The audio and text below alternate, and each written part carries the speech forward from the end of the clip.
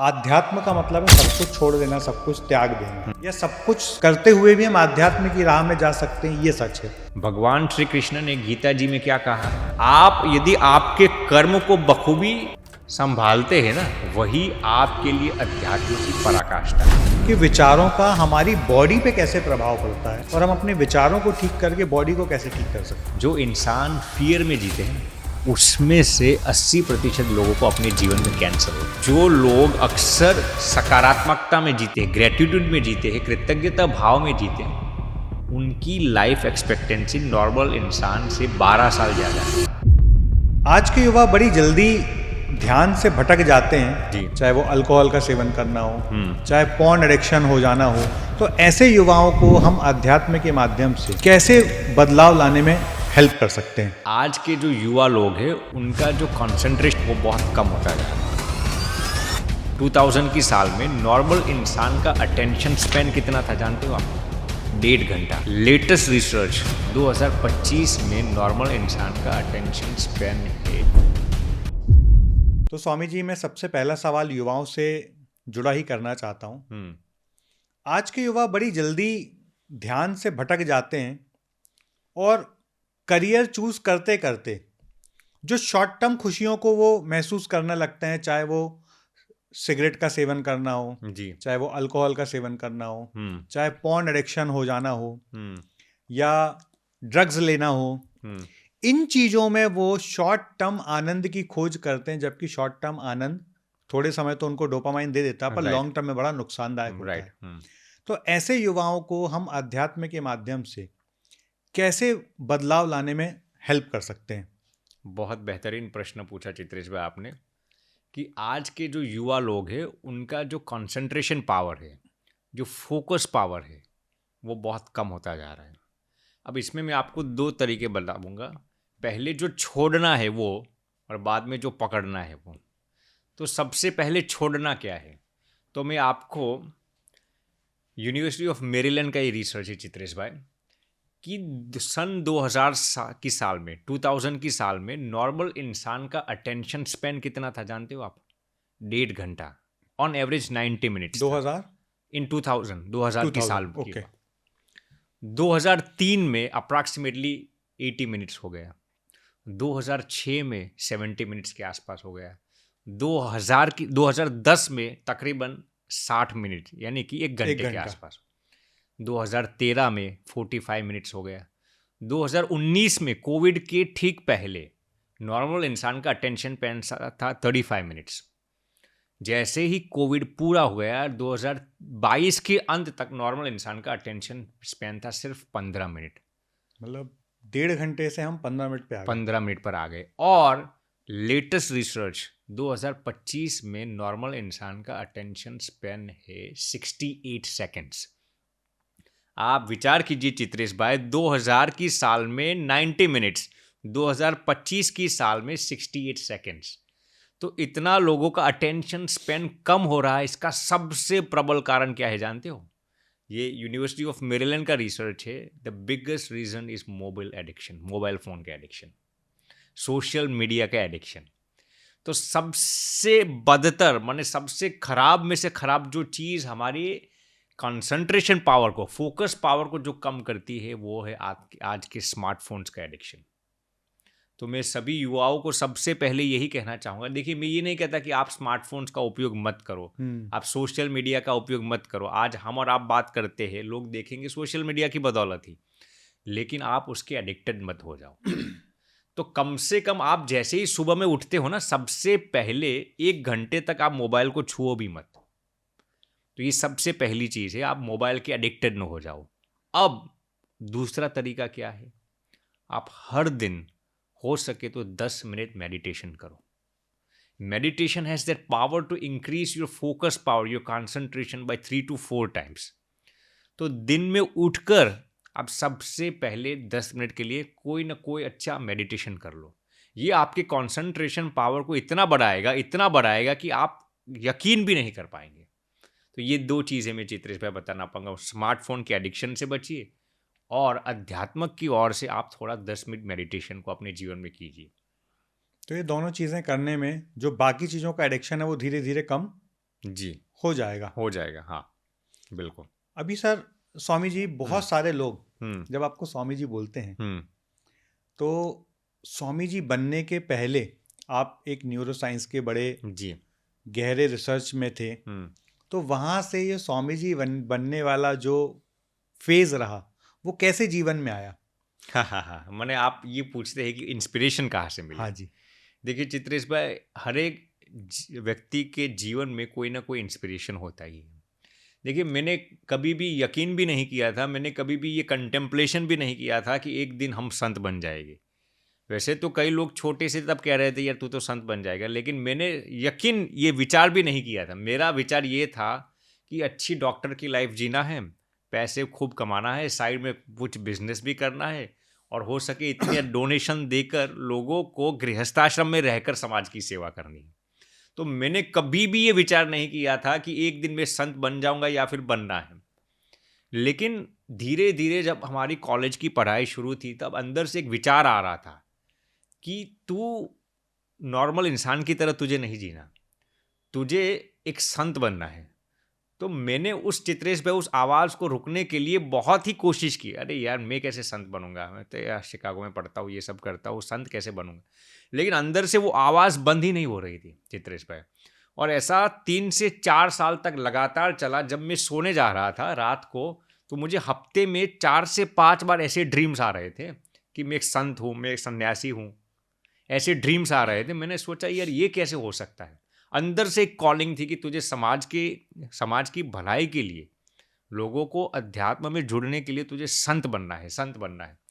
तो फिर वो आवाज़ को मैं रुक नहीं पाया।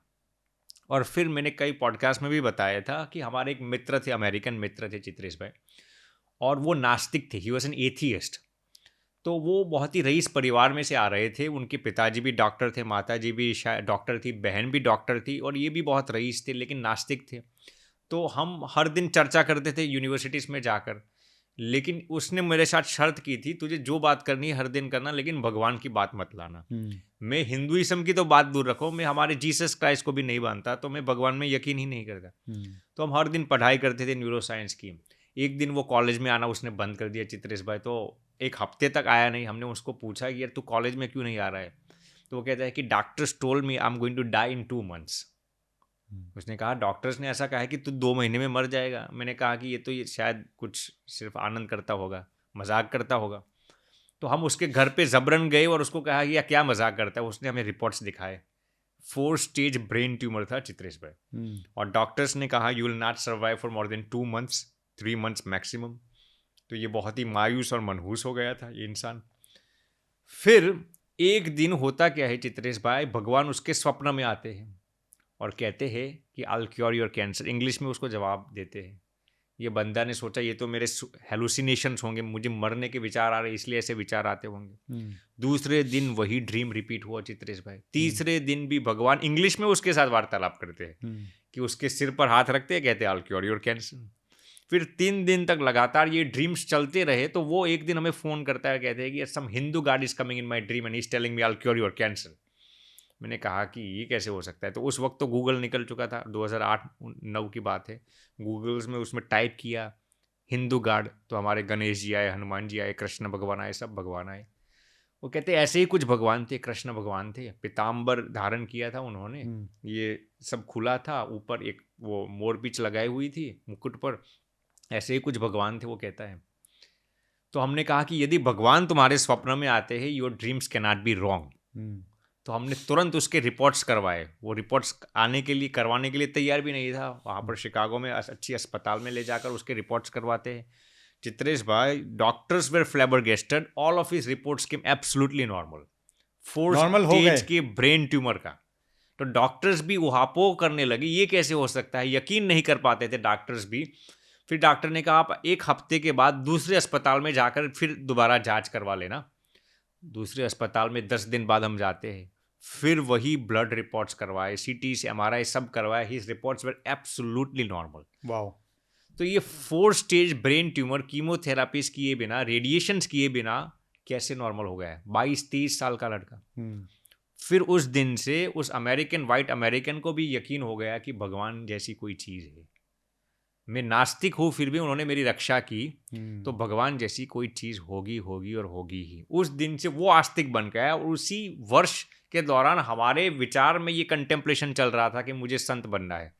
तो ये इंसिडेंट ने चित्रेश भाई मुझे बहुत प्रेरणा दी कि यदि भगवान एक नास्तिक के लिए इतना कुछ कर सकते हैं, तो यदि मैं मेरी जिंदगी भगवान के लिए समर्पित करूंगा तो भगवान हमारे लिए क्या क्या नहीं कर पाएंगे।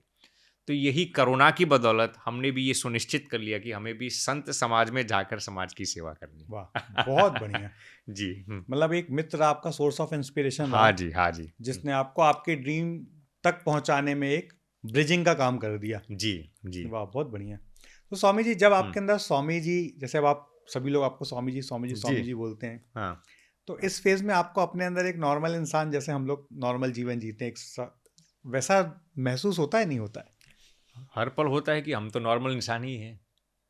बने अंदर से देखिए चित्रेश भाई, इसमें होता क्या है कि अंदर से तो आपको ये फीलिंग रहती है मैं नॉर्मल हूँ, नॉर्मल हूँ, लेकिन जब आप हमें कहते हैं, देखिए पहले तो आपने हमने स्वामी कहा, उसके पीछे आपने एक आदर सूचक शब्द लगा दिया जी। तो अब हमारी ये जिम्मेदारी बनती है कि जिसने हम पर विश्वास रखा है, जिस समाज ने हम पर विश्वास रखा है, उसका विश्वासघात न हो। तो संत बनने के बाद हजारों किस्म की जिम्मेदारी आपके सिर पर रहती है कि आप इस भगवे लिबास में हो तो इसको कलंक न लग जाए, इसको टेंट न लग जाए, उसकी आपके सिर पर सबसे महत्वपूर्ण जिम्मेदारी रहती है। तो इसकी बदौलत आप कॉन्शियस भी बहुत रहते हैं, क्योंकि आपको जब समाज एक ऊंचा दर्जा दे देते हैं ना, तो उसका ईगो से भी आपको बचकर रहना है ना। जी। अब जैसे आपकी सारी यात्रा का हम एक विश्लेषण करें तो आपने बाल त्याग दिए हैं जी, एक ही वस्त्र में हमेशा रहते हैं जी, है ना, अधिकतर आप महिलाओं से दूरी बना के रखते जी, हैं, जी, पॉडकास्ट भी नहीं करते हैं उनके साथ, जी, फोटोज भी नहीं करते हैं उनके साथ। जी। मेरे बहुत सारे महिला मित्रों ने बोला कि मेरा स्वामी जी के साथ एक पॉडकास्ट करवा दीजिए। अच्छा। तो मैंने सबसे बोला कि वो महिलाओं के साथ पॉडकास्ट करना उचित नहीं समझते। तो इसके पीछे क्या विचारधारा है? जी, बहुत अच्छा प्रश्न पूछा चित्रेश भाई। देखिए, इसमें पहले तो कोई डिस्क्रिमिनेशन जैसी चीज़ नहीं है, ना ही हमारे हृदय में उनके प्रति कोई निम्न भाव है। या इसका एक ही नियम है चित्रेश भाई कि हम संतों के जीवन में, जैसे आपको बताया कि कलंक नहीं लगना चाहिए, तो किसी भी बहन को देखकर आपके हृदय में विकार नहीं होना चाहिए, क्योंकि अब आपके लिए संत होने के बाद हर एक महिला या तो माता के समान है, बेटी के समान है, या फिर बहन के समान है। तो यदि आप ज़्यादा संसर्ग में किसी के साथ रहने लगते हैं तो एक गुंजाइश हो सकती है कि आपका मन उसमें आकर्षित हो सकता है। ऐसा नहीं होगा ही, एक गुंजाइश रहती है। तो संत होने के नाते हमारा पहला नियम ये होता है चित्रेश भाई कि आपको ब्रह्मचर्य का पालन करना है। तो ब्रह्मचर्य यदि आपका बुलंद है तभी एक संत समाज को कुछ दे सकता है, क्योंकि ब्रह्मचर्य से ही इंसान के जीवन में एक ऑरा आती है, एक तेज आता है, एक सुकून मिलता है, एक समाज को आप पर भरोसा आता है। तो इसका एक ही नियम है, कोई डिस्क्रिमिनेशन ना ही है, ना ही कोई भेदभाव है, ना ही कोई हीन भावना या निम्न भावना है। सिर्फ एक संत का जीवन पवित्र होना चाहिए, विचारों में पवित्र होनी चाहिए। तो इसको बरकरार रखने के लिए नियम है। जी। और एक चीज जो आपके व्यक्तित्व में दिखती है, जी, आपने अपने वजन को एकदम निम्न मेंटेन करके रखा है। अच्छा। मतलब लास्ट टाइम से भी, मैं जब लास्ट टाइम आपसे मिला तब से भी मुझे 3-4 किलो और वेट आपका कम लग रहा है। और ऐसा लगता है कि आप अपनी एज रिवर्सल पे काम कर रहे हैं। तो ये जो वेट कम हुआ है वो कोई सोचा समझा विचार के तहत आपने मेंटेन किया है, या संत भाव में आने के बाद अपने आप ऐसा हो गया कि धीरे धीरे वेट कम होता जा रहा है? नहीं, देखिए चित्रेश भाई, वेट कम करना वो हमारा मकसद नहीं है। सिर्फ हमारा ज़्यादा भार यही रहता है कि हमारे आहार की बदौलत ही आपका सबकॉन्शियस माइंड के विचार बनते हैं। तो यदि आप अनाब शनाब अपने शरीर में डालते रहेंगे तो आपके विचार भी अपवित्र हो जाएंगे। तो सबसे पहले हम आहार पर बहुत भार पिछले कई समय से दे रहे, और शायद उसी की बदौलत आपको ऐसा लगता होगा कि वज़न कम हो रहा है। तो अक्सर हम गेहूं के अवॉइड करते हैं। आई डोंट ईट व्हीट और ग्लूटन। हम फाइन फ्लोर यानी कि मैदा है उसको नहीं खाते, हम राइस को भी नहीं खाते। मैं शुगर को भी नहीं खाता, सॉल्ट को भी मैंने कई समय से, अब टेस्टिंग चल रहा है, बंद कर दिया है। तो सब्जी या दाल खाते हैं तो सॉल्ट के बिना ही मैं खाता हूँ। बहुत बढ़िया। फिर मैं फ्राइड फूड्स नहीं खाता, जैसे कि तली हुई चीज़ें। और आखिरी में दूध नहीं लेता, डेयरी। दही लेता हूँ लेकिन दूध नहीं लेता। तो ये 7 चीज़ में मेरे जीवन में परहेज रखता हूँ: शुगर, सॉल्ट, फाइन फ्लोर यानी मैदा, गेहूँ, फिर तली हुई चीज़ें, फिर ये दूध। और दूध की आइटम्स कभी कभार ले लेते हैं, लेकिन दूध तो 100% में निषेध ही रखता हूँ। तो इसकी बदौलत शायद आपको ऐसा लगता होगा, लेकिन इसकी बदौलत शरीर में फ्रेशनेस भी बहुत है, ऊर्जा भी बहुत है। और अभी आपके साथ बात करते हैं तो भले शरीर में ही वजन कम हो, लेकिन आपका सबकॉन्शियस माइंड बहुत ही सुकेंद्रित रहता है। और ये भी मैं महसूस कर रहा हूँ कि जैसे जैसे वजन कम हो रहा है वैसे वैसे चेहरे पे आपकी तेज बढ़ता जा रहा है, चेहरे पे चमक बढ़ती जा रही है। वो तो आप जैसे भक्तों के प्रेम की बदौलत है। इसमें हमारा कोई वो नहीं है। बहुत सारे समय हमने साथ में बिताया, जी आपके चित्रेश भाई। सानिध्य का हमें बड़ा लाभ मिला। हम्म तो मैंने महसूस किया बाकी सारा जितने लोग साथ में होते थे सब सो जाते थे और आप रात में भी लंबी वॉक पे निकल जाते थे और जी 2-5 किलोमीटर 10 किलोमीटर आपके लिए एकदम आम बात है। हम्म तो इतनी फिटनेस, इतना हम्म दृढ़ विचार के 12-15 घंटे जागने के बाद भी आप वॉक के लिए चले जाते हैं, ये एक आम व्यक्ति कैसे ला सकता है अपने जीवन में? देखिए चित्रेश भाई, मैं ये मानता हूँ कि हर एक इंसान के जीवन में डिज़ायर होता है, मुझे ये करना है, मुझे ये करना है। एक मकसद होता है, एक गोल होता है। लेकिन सच बताओ, वो गोल कैसी चीज़ है जानते हो? जैसे कि आप बीज को बोना चाहते हैं, लेकिन बीज अंकुरित कब होगा? जब आप उसको पानी डालेंगे तब। पानी डालेंगे, खाद देंगे तो आप। आपका गोल बीज की जगह पर है, और जीवन में सेल्फ डिसिप्लिन वो पानी की जगह पर है। यदि आप अपने जीवन में गोल पर सेल्फ डिसिप्लिन नहीं डालेंगे तो वो बीज कभी भी अंकुरित नहीं होगा। तो मैं ये मानता हूँ चित्रेश भाई कि आप जो कुछ भी करना चाहते हैं, आप चाहे कितने भी स्किल्ड हो, आपके अंदर स्किल्स हो, एनर्जी हो, आपके दिमाग बहुत स्मार्ट हो, लेकिन यदि आपके जीवन में सेल्फ डिसिप्लिन नहीं है तो इंसान सक्सेसफुल होकर भी अनसक्सेसफुल हो जाता है। वाह, बहुत तो बढ़िया। इसीलिए हम हो सके इतना सेल्फ डिसिप्लिन को अपने जीवन में बरकरार रखना चाहते हैं। इसीलिए मेरा नियम है, हर दिन 15 किलोमीटर हम चलते हैं, और रात के 12 बजे या 1 बजे, लेकिन वो नियम को पूरा करके ही अक्सर हम सोते हैं। तो इसकी वजह से आपके शरीर में एक ऊर्जा रहती है, आप अपने ध्येय पर सुकेंद्रित रह सकते हैं।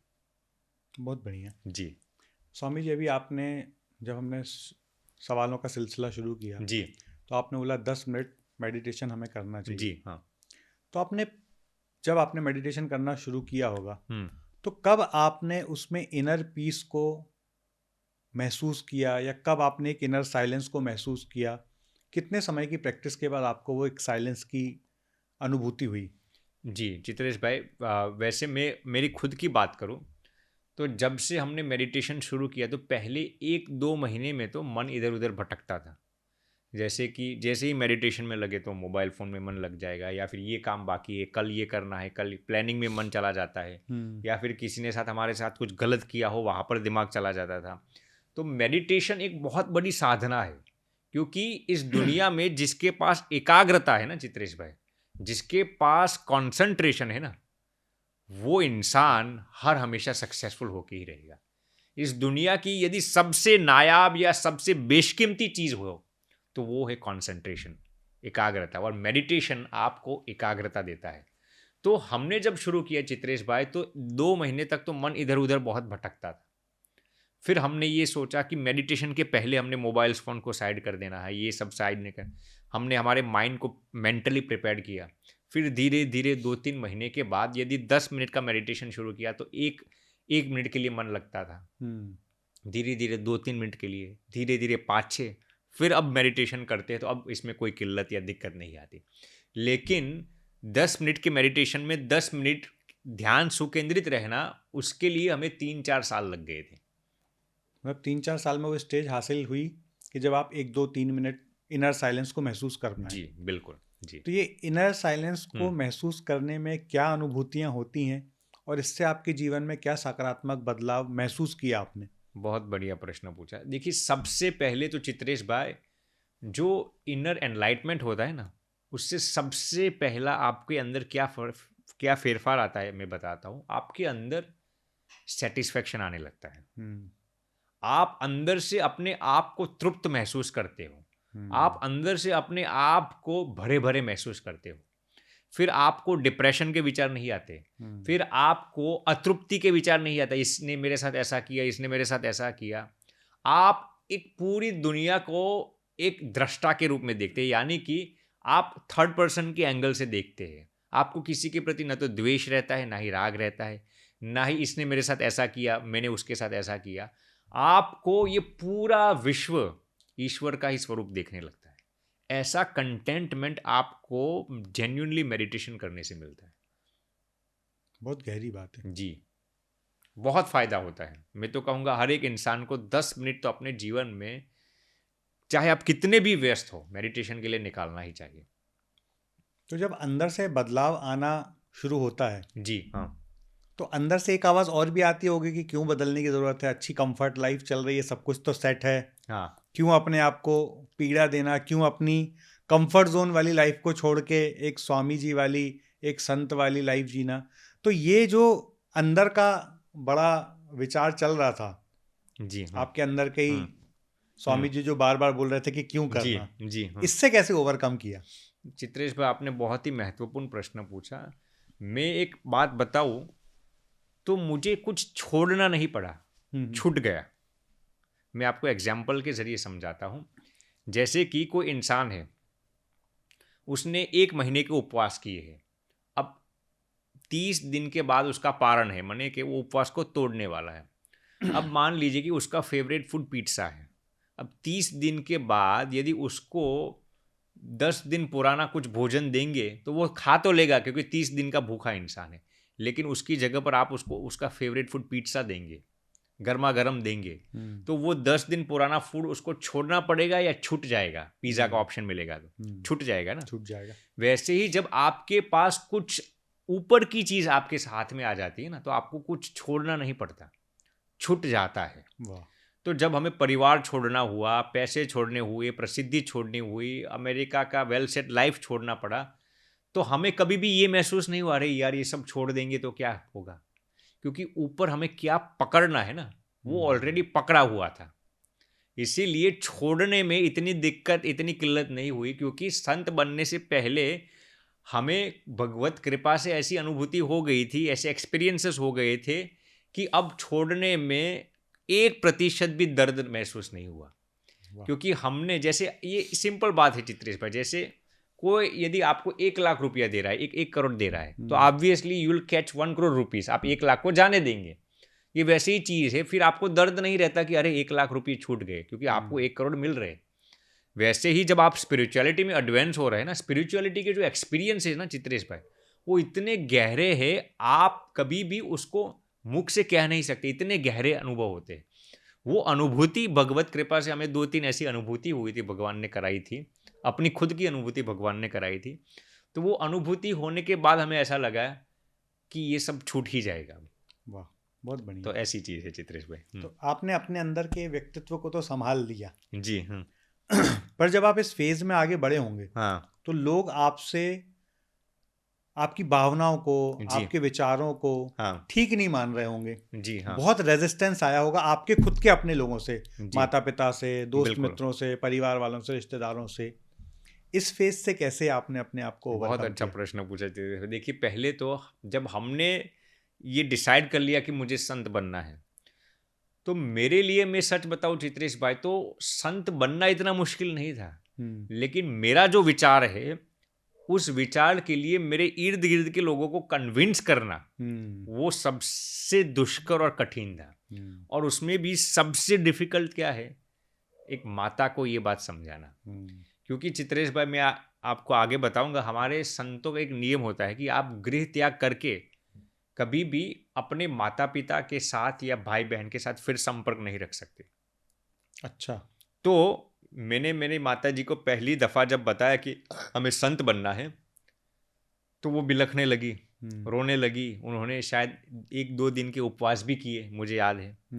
तो मैंने तुरंत इस बात को चेंज कर दिया। मैंने कहा कि नहीं, मैं तो सिर्फ मजाक कर रहा था, मुझे संत बनना है, मैं लगता हूँ मैं संत बनूँ ऐसा। उन्होंने कहा लगता तो तू है ही नहीं कि तू संत बने। तो मैंने कहा मैं मजाक कर रहा था। फिर मैंने 3-4 महीने जाने दिए चित्रेश भाई। अब मेरा कन्विक्शन बहुत ही दृढ़ था कि मुझे I would like to become a monk. तो मैंने सोचा how would I convince my mom. तो फिर हमने, जब कोई भी तरीका हाथ में नहीं आता तब आप भगवान की शरणागति ले लेते। तो हमने भगवान की शरणागति ली, हर दिन भगवान को 3-4 घंटे प्रार्थना करते थे।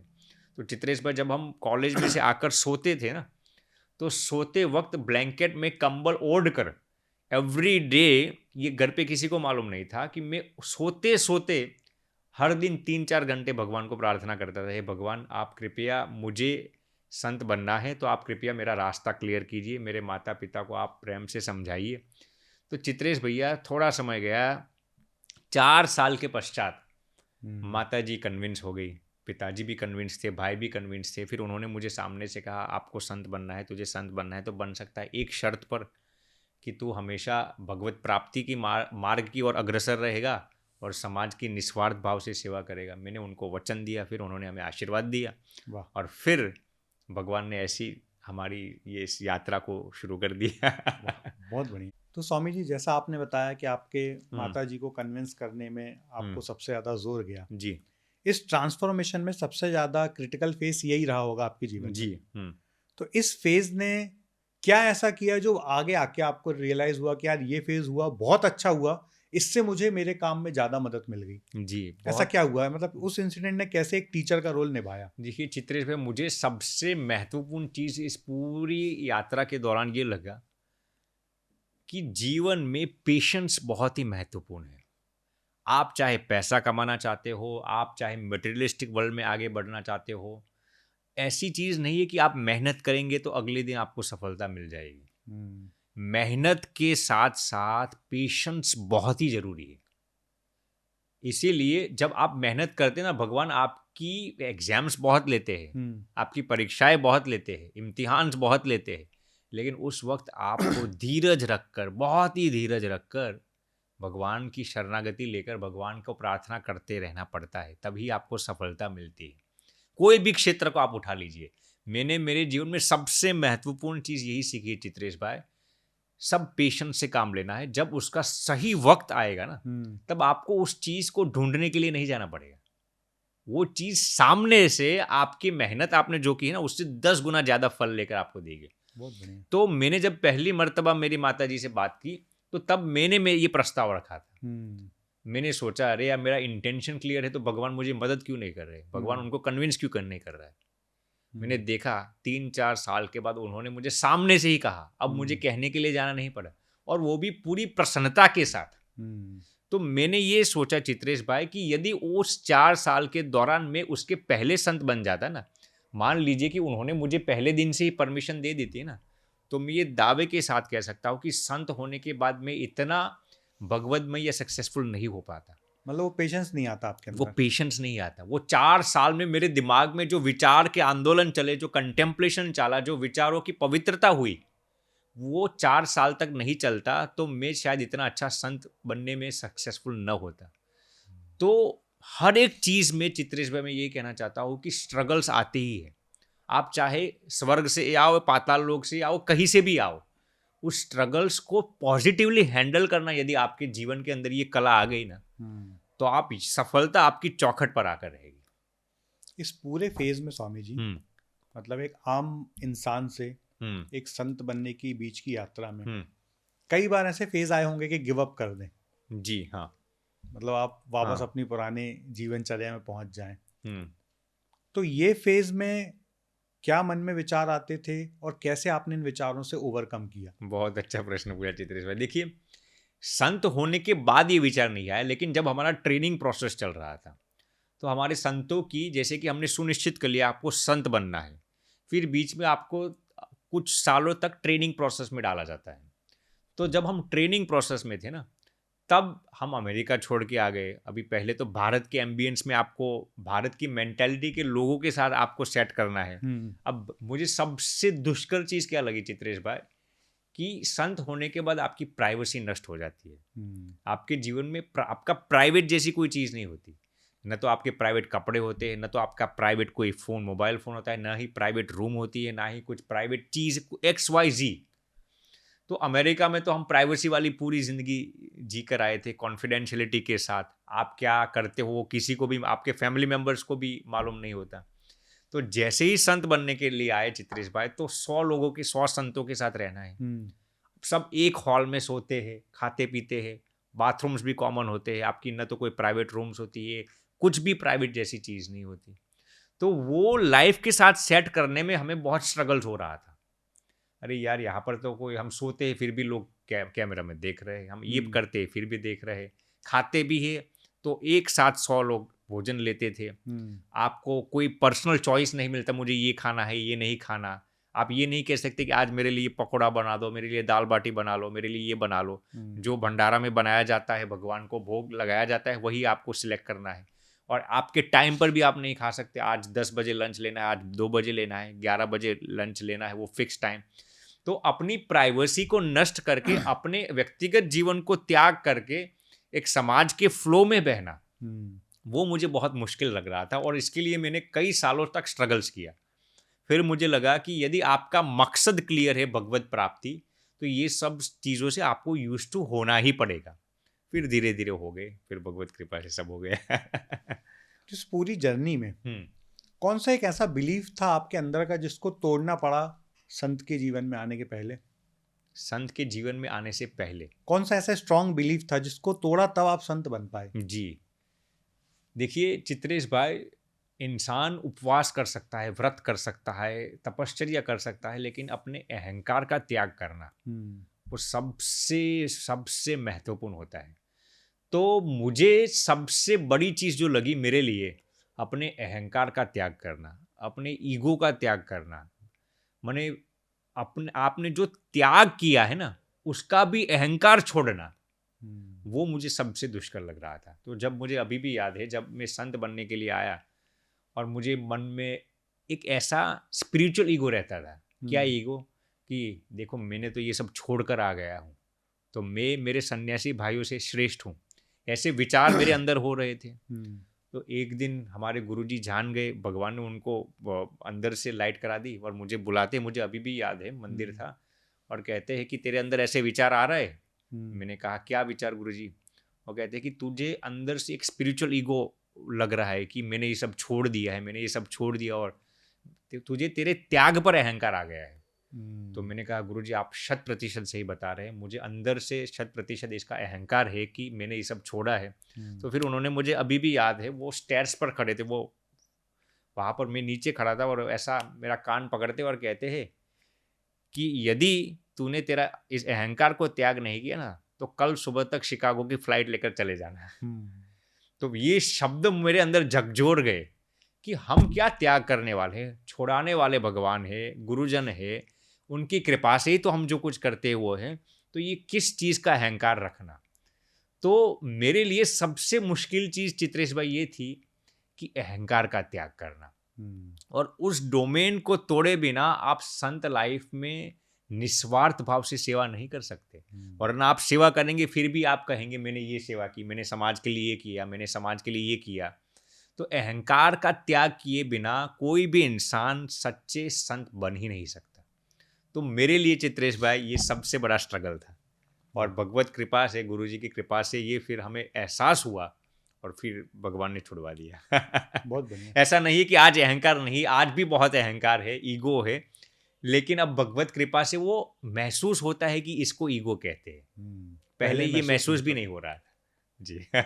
वैसे आपको ऐसा अनुमान होता होगा, पर जितना मैंने आपके जीवन को देखा है, कई बार ऐसे मौके आए कि लोगों ने आपसे ऐसी बातें मेरे सामने की जिन बातों से आप बहुत ऊपर उठ चुके हैं, पर आपने कभी उनकी बातों को ध्यान ही नहीं दिया, मतलब एकदम नज़रअंदाज कर दिया। कई बार आपके आज जो कद है, जो पद है, जो आपकी प्रतिष्ठा, उसके हिसाब से लोगों ने आपको बहुत लाइटली भी फील करवाया, पर आपको उन चीज़ों का बिल्कुल लेश मात्र भी फर्क नहीं पड़ा। आपके चेहरे पे वो महसूस होता है कि आपको उससे कोई फर्क नहीं पड़ा।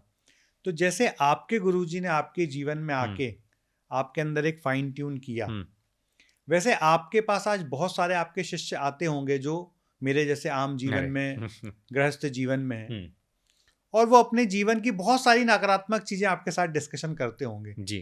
तो क्या कभी वो नकारात्मक विचारों से आप प्रभावित हुए या कभी वो आपके ऊपर ज्यादा हावी हो गए और यदि वो हावी हुए तो उनसे आप कैसे अपने आप को उभारे या कैसे उभारते हैं कि मैंने कोई ऐसी बात कह दी जो आपके दिमाग में हावी हो गई, फिर उस विचार से कैसे आपने अपने आप को उभारा? बहुत अच्छे। आप तो ऐसा लगता है चित्रेश भाई जैसे हमारे सामने कोई संत बैठे हुए हैं वो हमें प्रश्न पूछते हैं क्योंकि मैं सच बताता हूँ कि आज तक हमने कई पॉडकास्ट किया चित्रेश जी, आप तो बखूबी जानते हैं, लेकिन ऐसे प्रश्न किसी ने नहीं पूछा जो आप पूछ रहे हैं आज।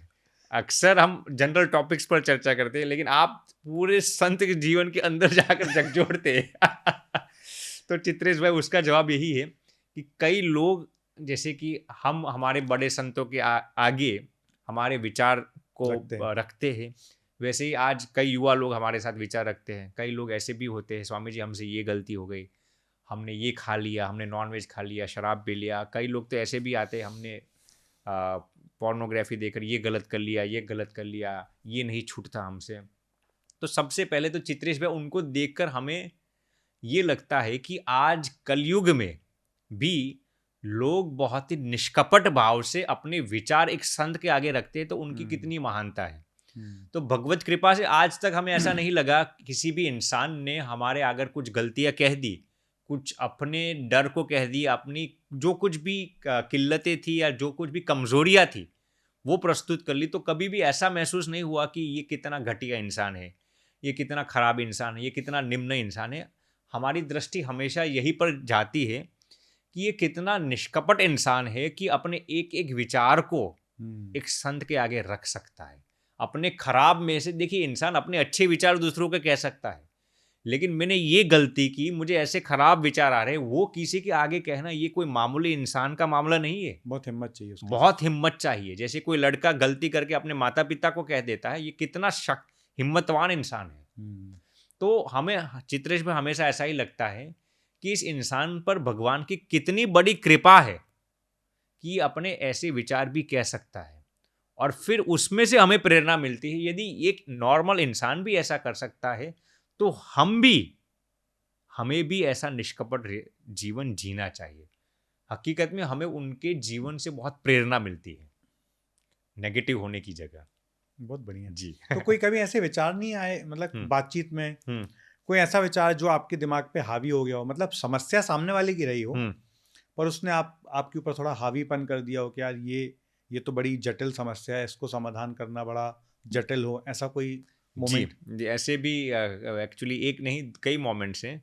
जैसे कि एक लड़का था और उसके जीवन में एक बहुत बड़ी गलती हो गई थी। अपने ही परिवार में बहुत बड़ी गलती हो गई थी।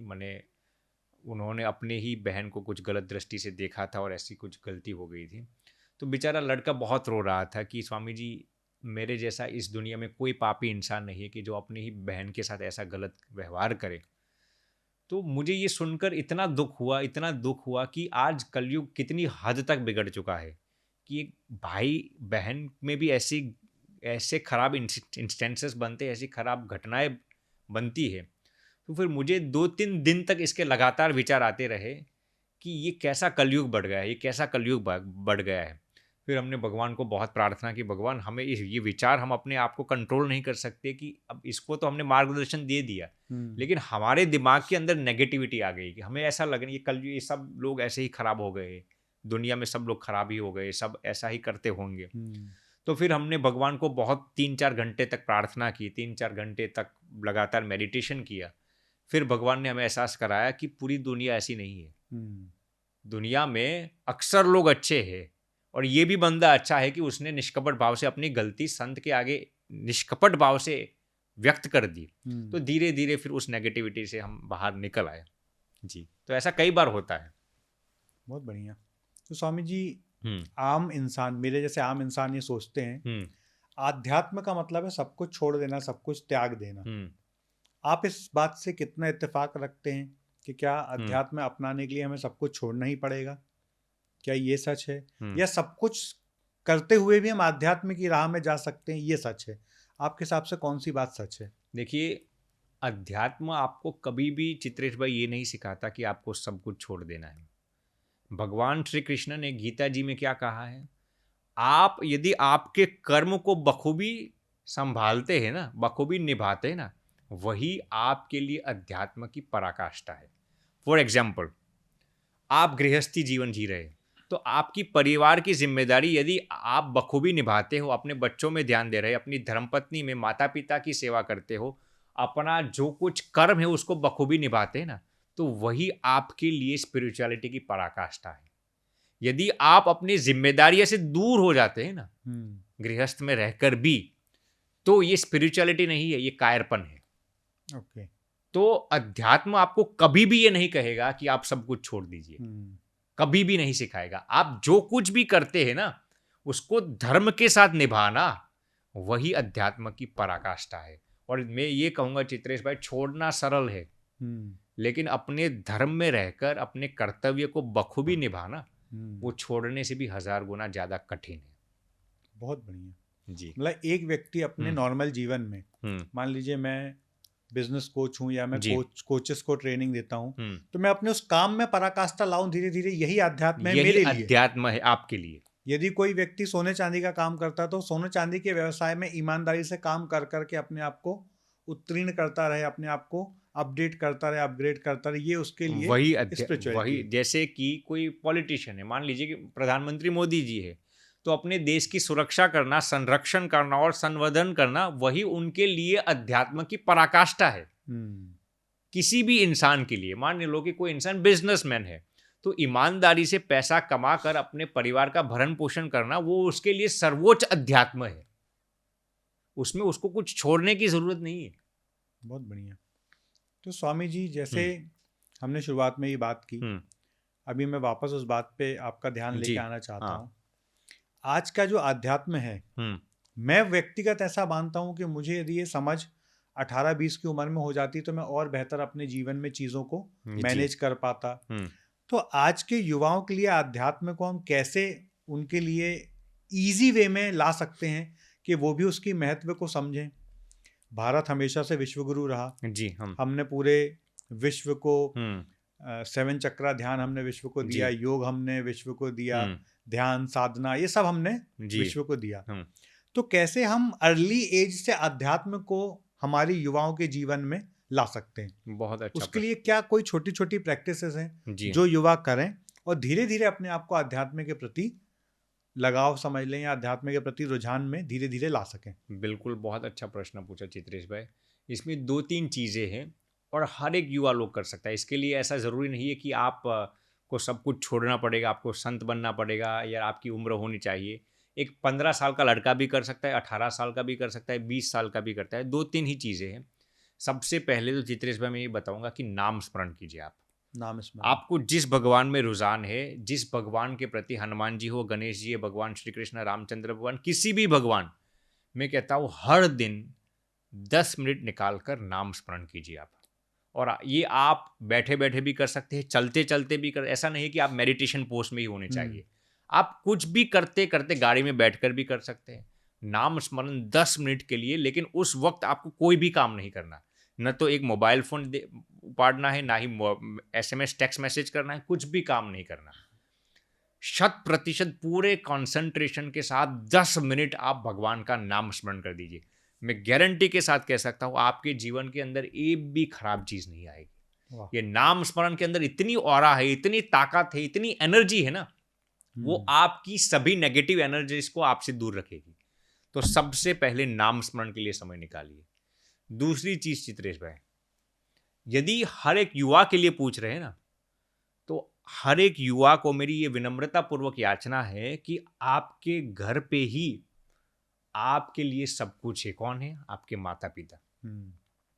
आपको हर दिन अपने माता पिता के चरण स्पर्श करके ही घर से बाहर जाना है। यदि आपके माता पिता दूर रह रहे तो मनोमन उनको चरण स्पर्श कर लो। लेकिन यदि आपके घर पे आपके माता पिता है तो आप हर दिन उनके आशीर्वाद लेके ही घर के बाहर पैर रखिए। ये इतनी बड़ी ताकत है कि माता पिता के अंदर, चित्रेश भाई, हमारे शास्त्रों में लिखा है वो ताकत है कि हमारे खराब प्रारब्ध को भी वो नष्ट कर सकते हैं। जैसे कि हमारे अंदर कोई नेगेटिव एनर्जी हो, कोई खराब प्रारब्ध हो, तो माता पिता के आशीर्वाद इतने पावरफुल है कि वो हर एक बच्चे के लिए, हर एक बच्चे के खराब प्रारब्ध को नाश कर सकते हैं। तो ये दूसरी चीज़। तीसरी चीज़ मैं ये बताना चाहूँगा कि हर दिन कम से कम 2-3 मिनट के लिए भगवान ने आपको जो जो दिया है ना, उसका एहसान करो, उसका एहसास करो। भगवान ने आपको ये शरीर दिया है, 2 आँख दी है, 2 हाथ दिए हैं, ये शरीर दिया है, रहने के लिए घर दिया है, खाने के लिए भोजन दिया है, मकान दिया है, पहनने के लिए कपड़े दिए हैं। तो इन छोटी छोटी चीज़ों के लिए भगवान को हर दिन आप दिल से कृतज्ञता अभिव्यक्त करो। वाह, बहुत बढ़िया। ये इतनी बड़ी ताकत है चित्रेश भाई, ये ग्रेटिट्यूड इतना गहरा टॉपिक है, इस पर 5 घंटे भी हम चला सकते हैं, लेकिन मैं शॉर्ट में कह रहा हूँ कि जिस इंसान के अंदर कृतज्ञता महसूस होने की आदत पड़ गई है ना, वो इंसान को इस दुनिया की कोई भी ताकत परास्त नहीं कर सकती। लेकिन ये मेंटेलिटी आपको डेवलप करनी पड़ेगी। कंप्लेनिंग मेंटेलिटी से दूर होकर ग्रेटिट्यूड की मेंटेलिटी को आपको डेवलप करनी पड़ेगी। तो ये 3 चीज़ें मैं चित्रेश भाई बताना चाहूँगा। सबसे पहले नाम स्मरण कर लीजिए, माता पिता के आशीर्वाद लीजिए और हर दिन भगवान को कृतज्ञता अभिव्यक्त कीजिए, भगवान को थैंक यू कहिए। मैं गारंटी के साथ कह सकता हूँ कि हर एक युवा के जीवन में पैसे भी आएगी, दौलत भी आएगी, प्रसिद्धि भी आएगी और सफलता भी आएगी। बहुत बढ़िया जी स्वामी जी, कई बार आपके पॉडकास्ट में भी ये बात सुनी कि विचारों से हम सब कुछ कर सकते हैं। जी।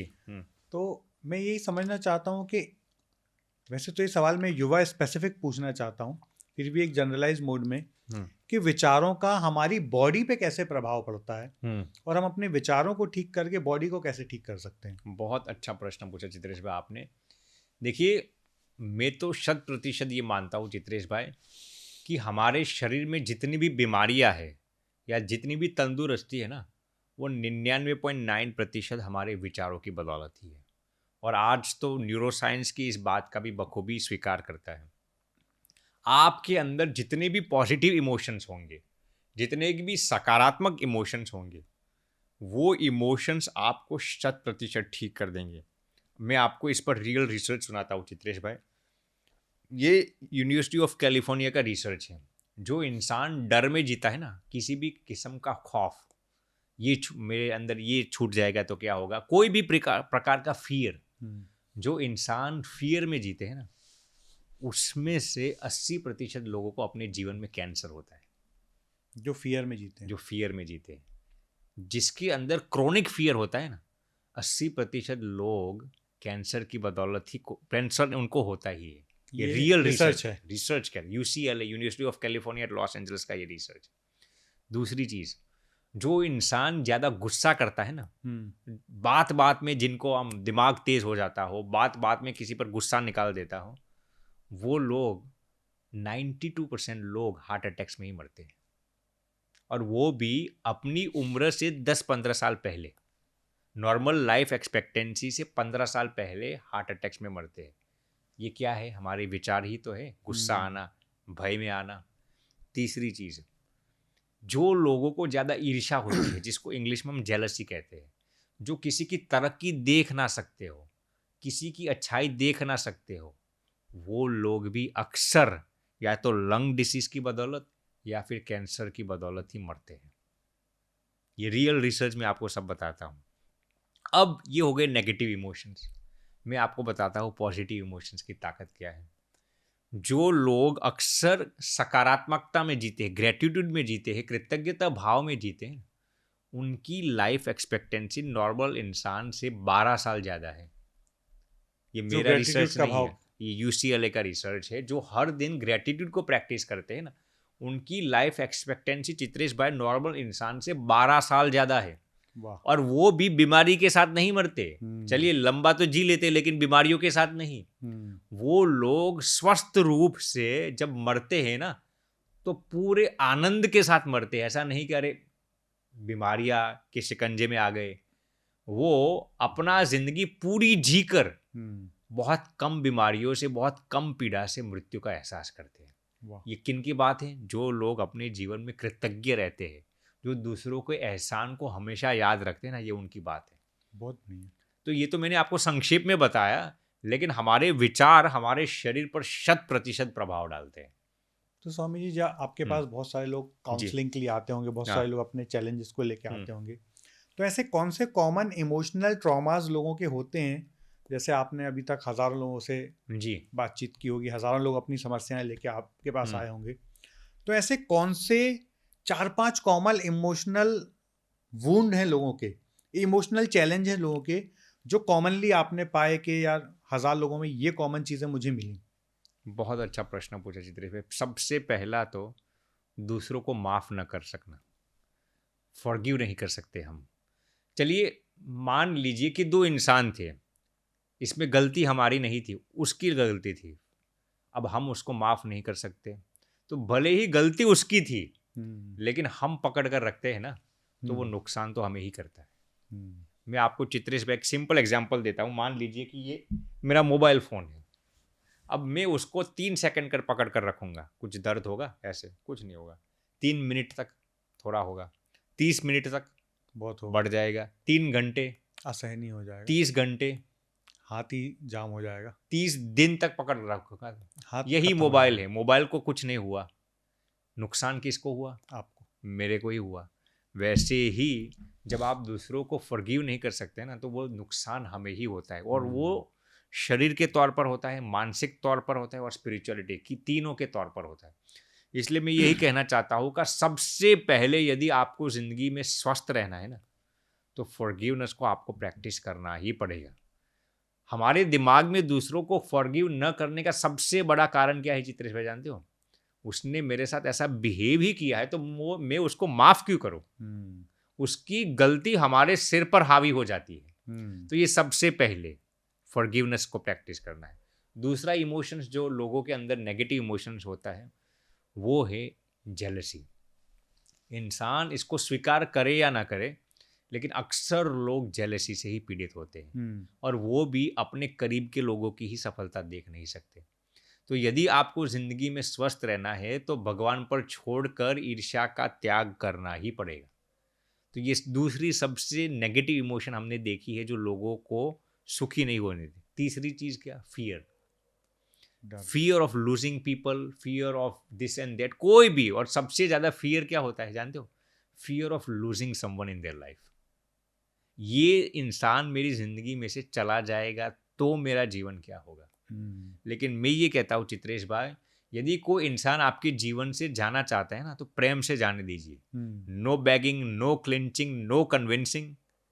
क्योंकि आप उसकी कदर करते हो और वो इंसान आपकी कदर नहीं करता ना, तो भगवान उसको आपके जीवन से जाने देते ना, तो जाने दीजिए। आपके जीवन में भगवान 10 अच्छे लोग भेजेंगे। कब भेजेंगे? जब आप उसको जाने देंगे तब। तो ये तीसरी चीज़, फियर ऑफ लूजिंग पीपल। चौथी और सबसे आखिरी में आपको बताना चाहूँगा, एंगर। इंसान क्रोध में इतना, आवेश में इतना कुछ कर देता है कि अपने रिलेशनशिप्स तो खराब होता है, लेकिन सबसे ज़्यादा वो अपने दिमाग को नुकसान पहुंचा है। मैं आपको चित्रेश पे बताऊंगा कि इस दुनिया में जितने भी लोगों के मर्डर्स हुए ना गुस्से के बदौलत, जैसे कि किसी ने किसी का मर्डर कर लिया गुस्से के कारण, तो वो मर्डर अक्सर कब हुए जानते हो? जब किसी इंसान को गुस्सा आ गया ना, तो आने वाले 20 सेकंड के अंदर ही वो किसी का खून कर देता है। तो आपको जब भी गुस्सा आए ना, 30 सेकंड तक आपको साइलेंस मेंटेन करना ही है। वो पहले 30 सेकंड के अंदर ही दूसरों को ईजा पहुंचा देता है। तो एंगर को सबसे महत्वपूर्ण चीज़ है कि एंगर को कंट्रोल करना। तो मैंने आपको बताया फियर, एंगर, जेलसी और नॉट फॉरगिविंग पीपल। ये चार यदि किसी के इंसान के जीवन से ये चार नेगेटिव इमोशंस चले गए ना, वो पृथ्वी पर स्वर्ग जैसी जिंदगी जिएगा। वाह, बहुत बढ़िया। स्वामी जी, आपने एक इंसिडेंट शेयर किया कि कैसे आपके कॉलेज के टाइम पे आपके मित्र के कारण आपके जीवन में बदलाव आ गया। ये तो हो गया आपके संत बनने के पहले का एक्सपीरियंस। संत बनने के बाद के क्या कोई ऐसे एक्सपीरियंस हुए जहाँ पे आप किसी चीज़ पे बड़ा प्रयास कर रहे थे और वो काम नहीं हो रहा था, और अचानक परमात्मा ने ऐसी अनुकंपा कर दी, ऐसा चमत्कारिक रूप से कोई काम कर दिया कि वो काम हो गया? जी, ऐसे भी बहुत अनुभव है। अब कुछ अनुभव आप शेयर नहीं कर सकते, लेकिन फिर भी मैं आपको एक मोटा मोटा एक्सपीरियंस बता देता हूँ। हमारे एक भक्त थे, नाम उनका नहीं दे रहा हूँ, लेकिन हम जब संत बने थे तो हमें एक अंदर से मंशा थी कि कुछ अनुभूति हो जाए, कुछ अनुभूति हो जाए। संत बनने से पहले तो आपको भगवान कुछ अनुभूति कराते हैं। अब संत बनने के बाद एक ऐसी तीव्र इच्छा थी कि कुछ भगवत अनुभूति हो जाए, कुछ अनुभूति। लेकिन हमारे अंदर ये खौफ था कि हम तो इतने पात्र इंसान भी नहीं है, भगवान हमें क्यों अनुभूति कराएंगे। तो हमने सुना था एक भक्त, वो छोटे से गांव में रहते थे, उनकी उम्र भी शायद बहुत थी, तो हमने सुना था कि वो भगवत साक्षात्कारी पुरुष है। तो हमने एक दिन जाकर उनको कहा कि मैंने सुना है कि आपको भगवत अनुभूति बहुत होती है, तो मैंने कहा कि हमें भी छोटी मोटी अनुभूति करा दीजिए आप। उस वक्त मेरी उम्र थी 26 की, तो हम तो युवा थे, बहुत युवा थे, और ये जो बंदा था वो तो उनकी उम्र शायद 80 के प्लस होंगी। और मैंने उनको कहा, गुजराती में मैंने उनको कहा कि मुझे भी थोड़ी अनुभूति करा दीजिए। फिर वो आते हैं, वो कहते हैं आप तो संत हो यार, आप तो गृहस्थी है। मैंने कहा संत गृहस्थी से कोई लेना देना नहीं, आपको अनुभूति हुई तो आप हमसे भी आगे हैं। तो उन्होंने कहा कोई बात नहीं, 1 महीने के अंदर अनुभूति हो जाएगी तेरे को, तो आपको हो जाएगी। तो वो संत का बहुत आदर करते थे, उन्होंने ऐसा प्रणाम किया और कहा कि भगवान अनुभूति करा देंगे। तो हमने देखा, हमने सोचा कि अरे 1 महीने में कहा है, होगी या नहीं, होगी या नहीं, होगी या नहीं। 10 दिन चले गए, 15 दिन चले गए, 25 दिन चले गए, 27 डेज चले जाएंगे। फिर मैंने वो जो थे उनको फ़ोन किया, मैंने कहा कि आपने तो कहा था कि अनुभूति होगी कुछ। तो वो कहते हैं कि अनुभूति नहीं हुई, हो गई होगी, तुझे मालूम, आपको मालूम नहीं होगा। मैंने कहा अभी तक हमें अनुभूति नहीं हुई। फिर उन्होंने जैसे कहा था वैसे 28th डे पर, 28वें दिन पर ऐसी कुछ भगवान अनुभूति कराते हैं कि उन्होंने जैसे डिस्क्रिप्शन दिया था हमें कि ऐसा होगा, ऐसा होगा, ऐसी एहसास होगी, आप ऐसा एहसास होगा, ऐसी आपको फीलिंग्स आने लगेगी, ऐसा ऐसा आप आनंद से भर जाएंगे, ऐसे इंसान आपके सामने आएंगे। उन्होंने जैसा कहा था वैसा ही एक वर्ड मैंने मेरे नोट के अंदर लिख कर रखा था कि उन्होंने ऐसा कहा, ऐसा ऐसा कहा था, ऐसी ऐसा होगा, डिस्क्रिप्शन सब डाला था, ऐसा कुछ समय होगा, सब कुछ उन्होंने मुझे बोला था और मैंने सब लिख लिया था। तो ऐसे ही समय पर उन्होंने जैसा कहा था ऐसी अनुभूति हुई, और उस दिन से मुझे अध्यात्म में आगे बढ़ने की इतनी प्रेरणा मिल गई, इतनी प्रेरणा मिल गई कि भगवान हर पल हर क्षण आपके साथ रहते हैं। स्वामी जी, जब आपको अनुभूति हुई, अनुभूति होने के बाद भी क्या ऐसा लगता है कि आज भी आपको बहुत सीखने की ज़रूरत है, बहुत ट्रेनिंग लेने की ज़रूरत है? बीइंग अ डिसाइपल, आज आप खुद एक बड़े संत हैं, फिर भी क्या आपको ऐसा लगता है कि अभी भी मुझे बहुत कुछ सीखना और बहुत कुछ ग्रो करने के लिए बहुत कुछ जानना ज़रूरी है? बहुत कुछ चित्रेश भाई, हमें तो हर दिन जितने अध्यात्म मार्ग में गहराई से जा रहे हैं ना, हमें हर दिन ऐसा ही लगता है कि मेरे जैसा इस दुनिया में कोई दूसरा मूर्ख ही नहीं है। क्योंकि हर दिन जब आप अध्यात्म की जर्नी में आगे बढ़ते हैं ना, तो भगवान आपको आपकी एक एक गलती दिखाते हैं, आपकी एक एक कमजोरी दिखाते हैं, आपके अंदर जितनी भी जो दोष है ना वो सब आपको आईने की तरह दिखाते हैं भगवान। तो इतना ही नहीं, भगवान आपको प्रेरणा भी देते हैं सुधारने के लिए। ऐसा नहीं गलतियां दिखाकर आपको वो तोड़ डालते हैं। तो अध्यात्म में जब हम जितने गहराई से जा रहे हैं ना, हर दिन मुझे लगता है कि मेरे जैसा इस दुनिया में कोई दूसरा मूर्ख ही नहीं है। मेरे अंदर जितनी अज्ञानता है, जितने दोष है, जितनी भी कमजोरियां है, वो शायद इस दुनिया में किसी दूसरे इंसान के अंदर नहीं होगी। तो आपने जो प्रश्न पूछा चित्रेश भाई, मुझे तो हर दिन ऐसा लगता है कि मुझे और कुछ नया सीखना होगा, और कुछ नया एडवांसमेंट करना होगा मेरी स्पिरिचुअलिटी में। क्योंकि जैसे जैसे मैं आगे जा रहा हूँ ना, मुझे देख रहा है मेरी अज्ञानता क्या है, लेकिन भगवान टूटने नहीं देते। भगवान अज्ञानता दिखाकर आपको आगे का रास्ता भी दिखाते हैं। बहुत बढ़िया। तो मैं ये कहूँगा कि अध्यात्म मार्ग में आपको कभी भी ऐसा नहीं लगता कि मैं पूर्ण हो गया हूँ। आपको हर दिन भगवान नया नया रास्ता दिखाते जा रहे हैं, हर दिन नई नई तरक्की कराते रहते हैं, और आपको लगता है कि अभी तो मैं यहाँ पर हूँ, अभी तो बहुत आगे जाना है। आप जैसे आगे जाते हैं भगवान दिखाते हैं अभी ऊपर आना है, जैसे ऊपर जाते हैं भगवान कहते हैं अभी ऊपर आना है। अब भगवान आपको आगे भी ले जाते हैं और अभी ऊपर कितना बाकी है वो भी दिखाते हैं। वाह, बहुत बढ़िया जी। तो स्वामी जी, पिछले कुछ समय में ऐसा महसूस हो रहा है, हो सकता है मेरी कल्पना बस हो, कि लोगों का अध्यात्म के प्रति बड़ा रुझान बढ़ रहा है। जी। बड़े बड़े इंडस्ट्रियलिस्ट देखिए, बड़े बड़े बिजनेसमैन देखिए, वो अध्यात्म के प्रति बड़ा रुझान उनका बढ़ रहा है। तो आने वाले 5-10 साल में या और 25 साल में आप भारत का अध्यात्म को लेके क्या भविष्य देखते हैं और उस भविष्य में आप अपना क्या योगदान देना चाहते हैं?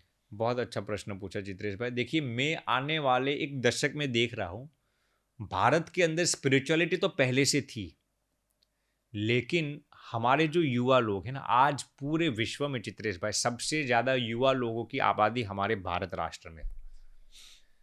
भारत में आई थिंक अप्रॉक्सीमेटली मैं जानता हूँ तब तक 50 से ज़्यादा आबादी युवा लोगों की है। 60% 65% शायद तकरीबन है। तो आने वाले एक दशक में मैं देख रहा हूँ कि भारत के जो युवा लोग हैं ना, वही सबसे ज़्यादा स्पिरिचुअल होंगे, वही सबसे ज़्यादा आध्यात्मिक होंगे और वही पूरे विश्व को राह दिखाएंगे। और इसका प्रमुख से प्रमुख जो योगदान है वो मैं मानता हूँ कि संत लोगों का ही। तो मैं ये देखता हूँ कि इस जर्नी में हम ऐसा अपने आप को ऐसा इमेजिनेशन करते हैं कि हम भी हज़ारों लाखों युवा लोगों को निर्व्यसनी बनाकर, एडिक्शंस छुड़वा कर, उनको सही राह पर दिखाकर, संस्कारित करके हम इस सेवा में अपने आप को भी धन्यभागी बनाना चाहते हैं। तो मेरा भी मिशन यही है कि हमारे जितने भी भारत के युवा लोग हो, उनको निर्व्यसनी बनाकर, भारत को फिर विश्वगुरु बनाकर अध्यात्म में जुड़ना है। ये भी हमारा ही मिशन है और मुझे पूर्ण विश्वास है कि आने वाले एक दशक में चित्रेश भाई, आज से 10 साल बाद आप इस पॉडकास्ट को देखना, हम आपको यादें दिलवाएंगे यदि हम जीते रहेंगे तो। आप देखेंगे कि हजारों लाखों करोड़ों भारत के युवा लोग अध्यात्म की ओर अग्रसर होंगे। नहीं, आपके जैसे लोग जब आगे रह के युवाओं को गाइडेंस देंगे, युवाओं का मार्गदर्शन करेंगे, तो ज़रूर ये जर्नी होगी। स्वामी जी, आपने अपने युग में बड़ा ट्रांजैक्शन देखा है, बड़ा एक ट्रांसफॉर्मेशन देखा है कि आप लैंडलाइन वाले फ़ोन से स्मार्टफोन तक की आपने पूरी जर्नी देखी। मतलब टेक्नोलॉजी का एक बहुत बड़ा शिफ्ट आपने देखा है। राइट। तो आपके हिसाब से टेक्नोलॉजी स्पिरिचुअलिटी के साथ मिलके कैसे देश की तरक्की या देश को स्पिरिचुअल कैपिटल बनाने में या देश को स्पिरिचुअलिज्म में ज़्यादा आगे ले जाने में हेल्प कर सकती है? तो टेक्नोलॉजी क्या रोल निभा सकती है और उसका कैसे उपयोग करना चाहिए? बिल्कुल अच्छा प्रश्न पूछा चित्रेश भाई। मैं तो यही कहूँगा कि टेक्नोलॉजी की बदौलत ही आप तरक्की कर पाएंगे। अब देखिए, टेक्नोलॉजी के कई नेगेटिव साइड्स भी है। सोशल मीडिया ले लो, स्मार्टफोन्स ले लो, जो कुछ भी ले लो। मैं मेरे खुद की बात करता हूँ चित्रेश भाई। सबसे पहले देखिए, मैं जब संत बनने के लिए मेरे अंदर विचार चल रहे थे, तब नए नए स्मार्टफोन्स आए थे। मुझे याद है आईफोन ने उन्होंने फेस टॉक सब इंट्रोड्यूस किया था। और मैं ये कहूँगा कि मैं जो संत बना हूँ ना, वो यदि किसी को श्रेय देना है तो सोशल मीडिया का ही मैं दूंगा। अब आज कोई ऐसे संत ऐसी बात नहीं करेगा, हर लोग सोशल मीडिया का खंडन ही करते हैं, मैं भी करता हूँ। लेकिन सोशल मीडिया की बदौलत ही हमने स्पिरिचुअल क्लिप्स देखी, कई संतों के प्रवचन सुने, अध्यात्म ज्ञान को खोजा हमने, कई स्पिरिचुअल किताबें पढ़ी, वो सब सोशल मीडिया की बदौलत। क्योंकि हम तो अमेरिका में रहते थे, भारत इतना आ नहीं पा रहे थे, तो इसकी बदौलत ही हम स्पिरिचुअल हुए और इस ट्रांसफॉर्मेशन को हमने अपनाया।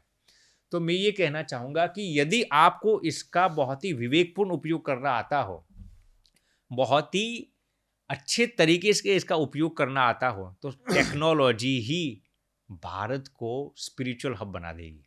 वाह। क्योंकि हमारे भारत के युवा लोग आप देखेंगे चित्रेश भाई, तो सबसे ज़्यादा टेक्नोलॉजी का उपयोग अमेरिका आज नहीं करता, भारत के लोग ही करते हैं।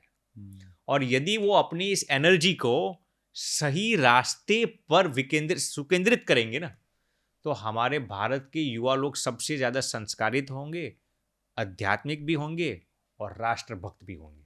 वाह, बहुत बढ़िया जी स्वामी जी। एक चीज़ और देखने मिल रही है टेक्नोलॉजी के युग में, बहुत सारे लोग आपके जैसे रियल स्पिरिचुअलिज्म पे भी काम कर रहे हैं और बहुत सारे लोगों ने स्पिरिचुअलिटी की आड़ में केवल अपना एक बिजनेस शुरू कर लिया है। जी। तो ये असली और नकली के फ़र्क को कैसे हम लोग, एक आम आदमी, कैसे आइडेंटिफाई करें और कैसे उसमें रियल फेक का आइडेंटिफिकेशन करने के बाद आगे बढ़े? बहुत अच्छा प्रश्न पूछा जी। देखिए, 3 प्रकार के स्पिरिचुअल गुरु या स्पिरिचुअल संत होते हैं। बहुत ही बारीक बात है चित्रेश भाई। पहले ऐसे होते हैं जो बाहर से प्रचार भगवान का करते हैं, लेकिन अंदर से अपना प्रचार करते हैं। ये पहले प्रकार के गुरु हो गए। क्या बाहर से बात तो भगवान की ही करेंगे। व्यासपीठ पर जाकर मैं बैठूंगा तो थोड़ी बाहर की बात करूंगा, भगवान की ही करूंगा। भगवान कृष्ण के लीला चरित्र सुनाऊंगा, ये लीला चरित्र सुनाऊंगा, ये करूंगा। लेकिन अंदर से मेरा मकसद क्या होगा? मेरा प्रचार हो, मेरी संस्था बड़ी हो, मेरी संस्थान में दान आ जाए। ये पहले किस्म के संत, जिसको हम फ्रॉड कहते हैं। इसको संत भी नहीं कह सकते आप। दूसरे कैसे होते हैं? वो प्रचार तो भगवान का ही करेंगे, लेकिन उसमें 50% अपना भी कर लेंगे। वो ऐसा सोचेंगे कि चलिए हम भगवान का गुणगान गाते हैं तो इसमें हमारा भी पेट भरना चाहिए, हमारी भी संस्था चलनी चाहिए, हमारी संस्थान में भी डोनेशन आने चाहिए, लोग हमें भी मानने चाहिए। ये दूसरे प्रकार के लोग। और तीसरे और सबसे सच्चे संत कौन है?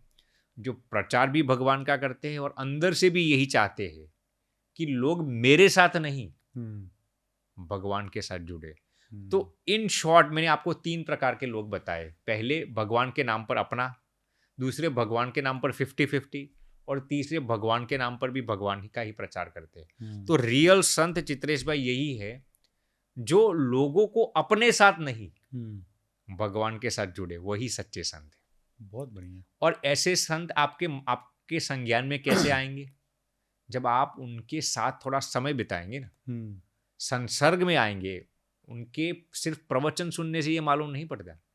जब आप उनका संग करेंगे ना, उनके प्रसंग में आएंगे, उनका संसर्ग करेंगे, तब धीरे धीरे सच्चे संत और जो फ्रॉड लोग हैं वो आपके संज्ञान में आ जाएंगे। बहुत बढ़िया। स्वामी जी, ये वाला पॉडकास्ट बहुत सारे युवा देख रहे होंगे जी। देश के हजारों लाखों युवा ये पॉडकास्ट देखेंगे, और हर व्यक्ति अपने जीवन में कहीं ना कहीं स्टक है। जी हाँ। है ना? कोई करियर को लेके स्टक है, कोई रिलेशनशिप में स्टक है, कोई बैड हैबिट्स में स्टक है, कोई इमोशनल वुंड्स में स्टक है। तो इन सारी चीज़ों को या इन सारी चीज़ों से निकलने के लिए वो स्पिरिचुअलिटी के माध्यम से कैसे अपनी ये स्टकनेस से बाहर निकल सकता है? बहुत अच्छा प्रश्न आप पूछा चित्रेश भाई। देखिए, सबसे अमोघ शस्त्र यही है, आप भगवान पर पूर्ण विश्वास रखिए।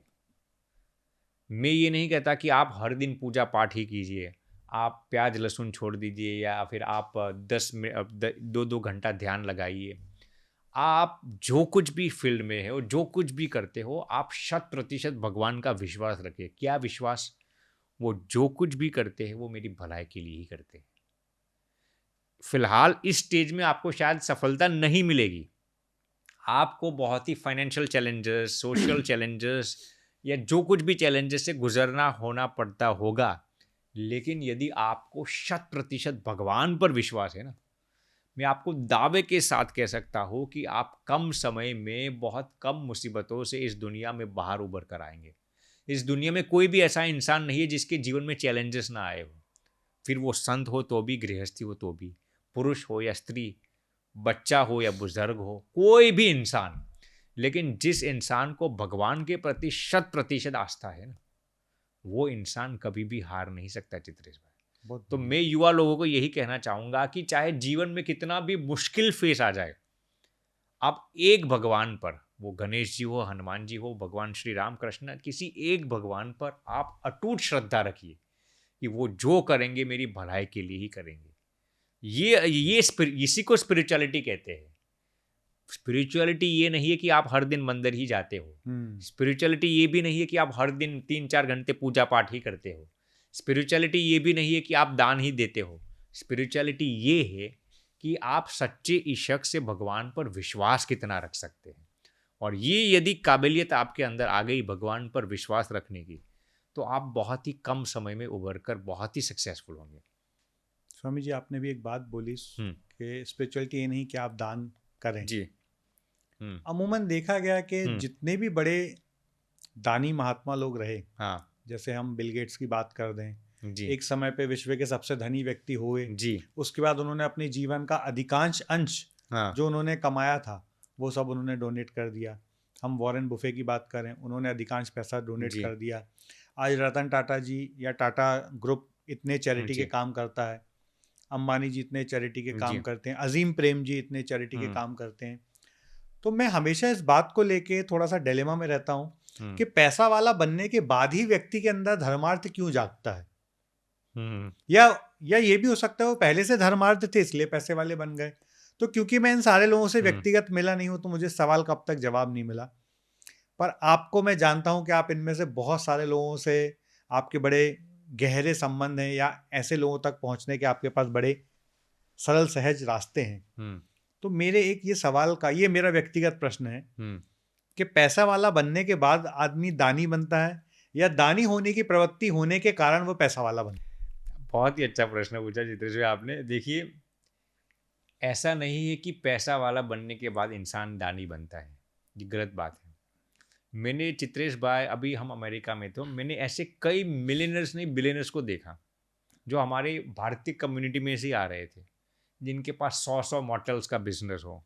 हर दिन मैंने तो कुछ लोग ऐसे भी देखे जो हर दिन मैंने 50-60 हज़ार डॉलर्स कमाते हो, ऐसे भी लोगों को देखा। लेकिन ऐसे लोगों को भी मैंने ये देखा कि जो $1 तो क्या $1 भी दान में न देते हो। ऐसे भी लोग मैंने देखे। मैंने ऐसे भी लोग देखे जो गरीब हो लेकिन अपनी कमाई में से 10-20% दान में देते हो। तो मेरा कहने का तात्पर्य क्या है कि पैसा वाला बनने के बाद दानवीर इंसान नहीं बनता। इंसान के अंदर यदि दान देने की जो भावना है ना, यदि वो इंसान के अंदर आ जाती है ना, तो मैं आपको चित्रेश भाई गारंटी के साथ कह सकता हूँ, आज या कल वो इंसान लाखोंपति करोड़ोंपति बनकर ही रहेगा। यदि इंसान के अंदर जो कुछ भी वो कमाई करता है, मैं नहीं कहता कि आप 90% दान में दे दो, 99% दान में दे दो, आप जो कुछ भी कमाते हैं ना, उसमें से 10% या 5% तो आप चैरिटीज के लिए रखिए ही। और मैं ये भी नहीं कहता कि आप यहीं पर दो, इसी मंदिर में दो, इसी संस्थान में दो, आपको जो नोबल कॉस्ट लगता हो, एजुकेशन हो, हेल्थ केयर हो, गरीबों के लिए हो, बीमार गायों के लिए हो, या फिर मंदिर में आपकी जहाँ पर आस्था हो, लेकिन आपकी कमाई का 10वां भाग यदि आप चैरिटीज में देते हैं ना, तो ये मेरा रिसर्च नहीं है, हमारे शास्त्रों में तो लिखा है। चित्रेश भाई, आप सुनकर अचंभित हो जाएंगे, इस पर मैंने एक पूरा पॉडकास्ट भी किया था कि ये हार्वर्ड यूनिवर्सिटी का रिसर्च है। इस पर at least 37 consolidated research articles published हुए हैं। 37 जो लोग दान देते हैं ना, उसमें से 98% लोग 5 साल के अंदर बहुत ही रईस हो जाते हैं। अच्छा। जो अपनी कमाई में से 10% दान में देते हैं, 10 या फिर कम से कम 5%। ये उनका आर्टिकल है, रिसर्च है हार्वर्ड यूनिवर्सिटी का, मेरी नहीं है।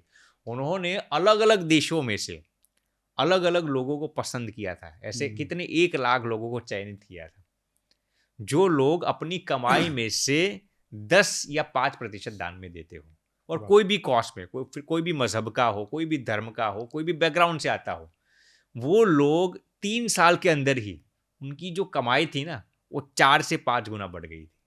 जो लोग किसी भी प्रकार की चैरिटी करते हैं। मैं रिपीट करता हूँ, ये मेरा रिसर्च नहीं है, हार्वर्ड यूनिवर्सिटी के रिसर्च आर्टिकल्स भी पब्लिश्ड हुए इस पर। दोस्तों, जितने भी आपने आज रिसर्च के बारे में सुना है, मैं स्वामी जी से सारे रिसर्च की लिंक लेके डिस्क्रिप्शन में ज़रूर डाल दूंगा, जिसमें आप भी उन रिसर्च को पढ़ें और इन चीज़ों को आप ज़्यादा गहराई से साइंटिफिक तरीके से रेजोनेट करें। जी। तो स्वामी जी, आज जैसे आप मेरे ख्याल से 35 के आसपास होंगे। 37 जी।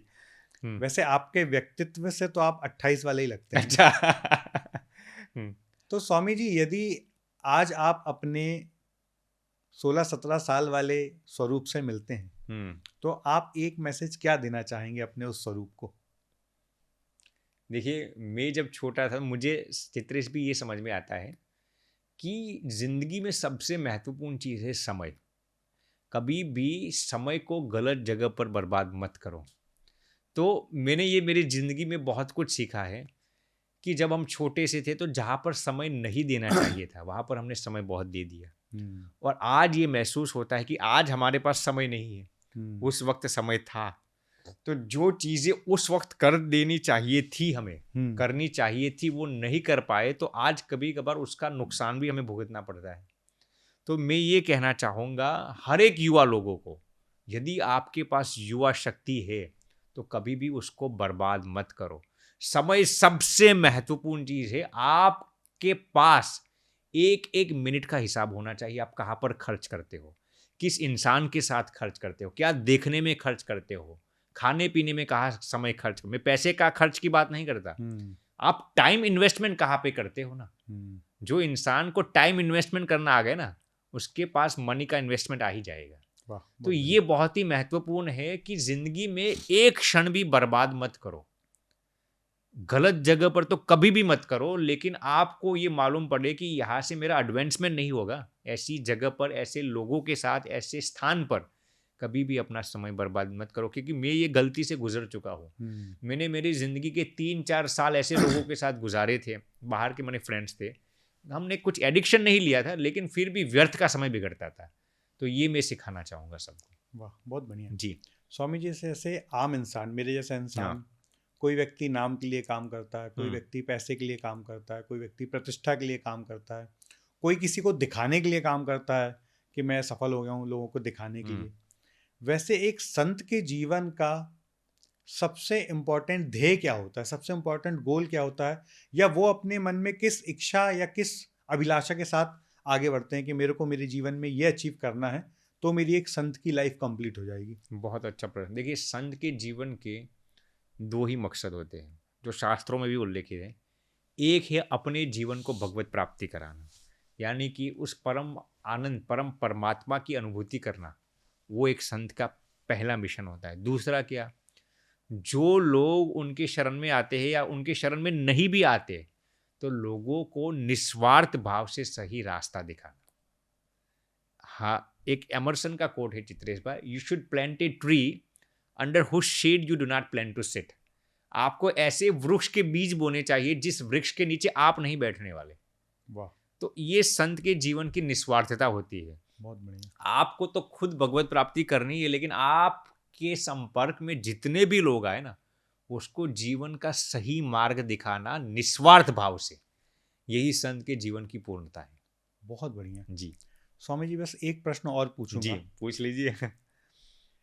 स्वामी जी, आपका बड़े बड़े इंडस्ट्रियलिस्ट से बहुत अच्छा मित्रता है, बड़े बड़े पॉलिटिशियन, बड़े बड़े एक्टर, बड़े बड़े सेलिब्रिटीज़, बड़े स्पोर्ट्समैन, बड़े उद्योगपति, तो इन सब लोगों से आपका मिलने का क्या काम रहता है? आप तो एक संत हैं, फिर इन सब लोगों से क्यों मिलना है? बहुत अच्छा प्रश्न है आपका चित्रेश भाई। देखिए, इसमें 2 प्रकार के होते हैं। कुछ लोगों को हम नहीं मिलते, वो सामने से मिलते हैं, और दूसरी चीज़ हम भी कभी कभार लोगों को मिलते हैं। तो इसका एक मकसद होता है चित्रेश भाई कि इस दुनिया में जो भी इंसान है ना, वो कुछ भी पद पर आगे गया है ना, उसका एक कारण होता है।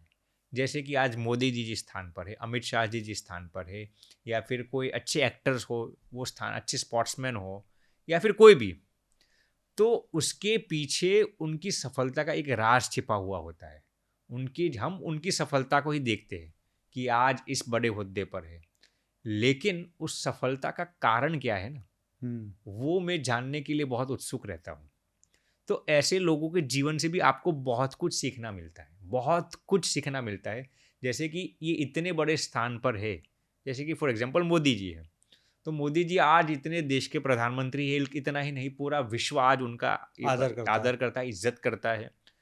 तो उनके जीवन में से मुझे सीखने को मिला कि उनके जीवन में जो विनम्रता है, जो हर एक इंसान को सिग्निफिकेंस देना, ऐसा नहीं है कि आज वो प्रधानमंत्री हो गए तो सबको भूल गए।